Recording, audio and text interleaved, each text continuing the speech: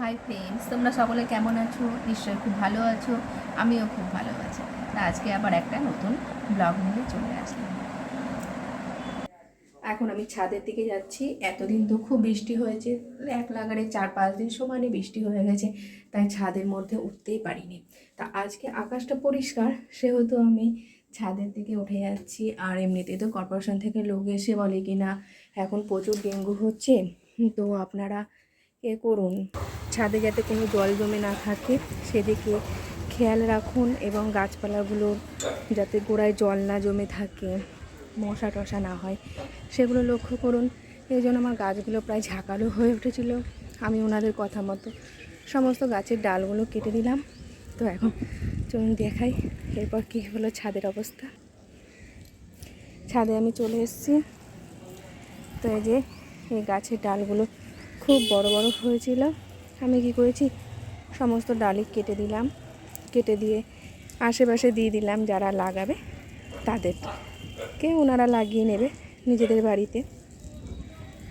গাছের ডালগুলো কেটে দেওয়াতে গাছটা ছাদটা ফাঁকা ফাঁকা লাগছে। তা আজকে দেখে নিই কী কী ফুল ফুটেছে। তো এই যে এদিকে কিছু নয়নতারা ফুটে আছে, তার সঙ্গে সঙ্গে একটা সাদা গোলাপ, আর এই যে কিছু রঙ্গন ফুটে আছে। করবী গাছে কোনো ফুল ফোটেনি। এদিকে শিম গাছটাও বড় হয়ে গেছে, যে পেঁপেগুলো বড় হয়েছে। আর ড্রাগন গাছে তো অনেক ড্রাগন ধরেছে, সেই ড্রাগনগুলো কালার চলে এসছে। আমি কাছ থেকে একটু দেখাই। এই যে এই ড্রাগনে কালার এসছে, এটাতেও এসেছে, এগুলোতেও এসেছে। বাইরের দিকে যে ড্রাগন আছে ওগুলোতেও এসেছে, কিন্তু এখনও সেগুলো ভালোভাবে পাকেনি, এই জন্য আমি এখন তুলতে পারবো না। আর একটু কয়েকদিন যাবে, 3-4 দিন গেলে পরে এগুলো তোলা যাবে, তখন আমি তুলব। আর এই যে পেয়ারা গাছটা দেখিয়েছিলাম, সেই পেয়ারা গাছের সমস্ত পেয়ারাটাই ঝরে গেছে। ঝরে যাওয়ার পরে আবার ফুল এসছে নতুন করে, এই যে সেই ফুলগুলো।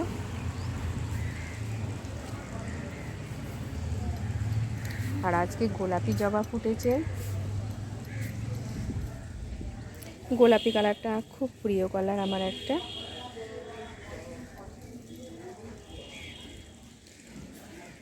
আর জবা গাছের তো ডালগুলো কেটে দেওয়াতে সব কুড়িগুলো বাদ চলে গেছে, এর জন্য বেশি ফুল আসেনি। চন্দন জবা, লাল জবা আর গোলাপি জবা এগুলোই ফুটেছে গাছের মধ্যে। আর ওদিকে মাধবীলতাগুলো ফুটে আছে। তা আমার ছাদে সেরকমভাবে জল জমা নেই, আমার ছাদ পরিষ্কার, ছাদে মশা হওয়ারও কোনো ব্যাপার নেই, সমস্ত ছাদটাই আমার পরিষ্কার। তা ওনারা যেহেতু বললেন, আমি সমস্ত ডালই কেটে পরিষ্কার করে নিলাম। তো বন্ধুরা, আপনারাও আপনাদের ছাদ এভাবে জল জমতে দেবেন না, কারণ এখন চতুর্দিকে বর্ষাকালটাতে না, চতুর্দিকে মশা হয়, ডেঙ্গুর প্রকোপটা বাড়ে। আর এই যে পান গাছগুলো তো কিছুতেই আমি তৈরি করতে পারছি না। আবার এদিকে রোদ পড়েছে, এই জন্য আমি গাছটাকে ছায়ার দিকে নিয়ে আসলাম।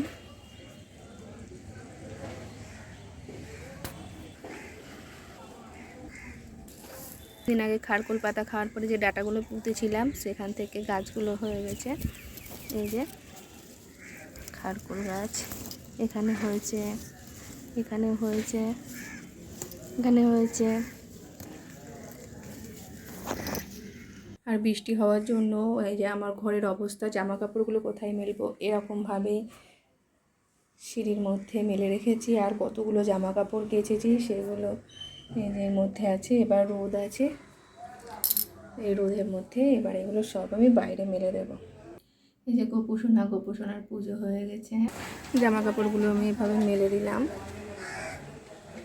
আর আজকে রোদটা বেশ ভালোই উঠেছে। বাদ বাকি জামা কাপড়গুলো আমি সিঁড়ির রেলিংয়ে সবগুলোই দিয়ে দেবো, কারণ এতদিন ভেজা ছিল, একটা ভেজার শেষেতে একটা গন্ধ হয়ে যায়, সেরকম গন্ধ হয়ে গেছে। এই সব জামা কাপড়গুলো এখন মেলে দিলাম। এখন এটা দেখার যে বৃষ্টি যাতে না আসে, 1 ঘন্টা মতো বৃষ্টি না আসলে পরে সমস্ত জামা কাপড় শুকিয়ে যাবে।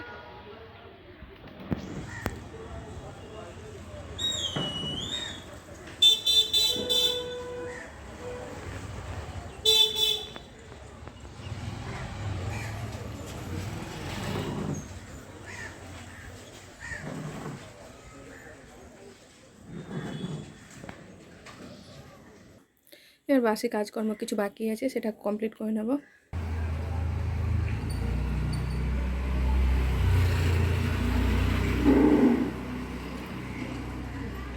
ওরা প্রত্যেক বাড়ি বাড়ি খাবার খেয়ে খেয়ে বেড়ায়। প্রত্যেক সকাল হলে পরে ওরা প্রত্যেক ঘরে ঘরে চলে আসে, চলে এসে কেউ না কেউ কিছু না কিছু খাবার দেবে, সেই খাবারগুলো খায়।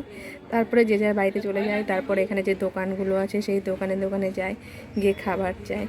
ওই যে খাবার দিচ্ছে দেখো।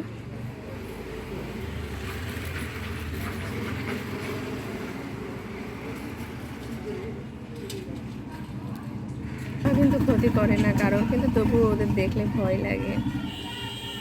বাড়ির পোষা হলে পরে সেরকম অতটা ভয় থাকে না, কিন্তু যেহেতু বাড়ির পোষা না সেহেতু তো সবাই ভয় পাবে। কিছুদিন যাবৎ বৃষ্টি হওয়াতে পাখিগুলো, পায়রাগুলো, কাকগুলো সবাই যেন নাজেহাল অবস্থা হয়ে উঠেছিল। এখন একটু আকাশ পরিষ্কার হওয়াতে যেন নিজেদের ভেতরে ওরা একটা শান্তি খুঁজে পেয়েছে, নিজেরা যে যার পাখা মেলে উঠছে। তো আকাশের অবস্থা মোটেই ভালো নয়। কিছুক্ষণের ভেতরেই মনে হচ্ছে ঝমঝমিয়ে আবার নামবে বৃষ্টি। দেখো রেলগাড়ি দেখেছো? এই দেখো রেলগাড়ি। ছোটবেলায় আমরা এই কেন্নগুলোকে আগে বলতাম রেলগাড়ি। দেখো কত রেলগাড়ি।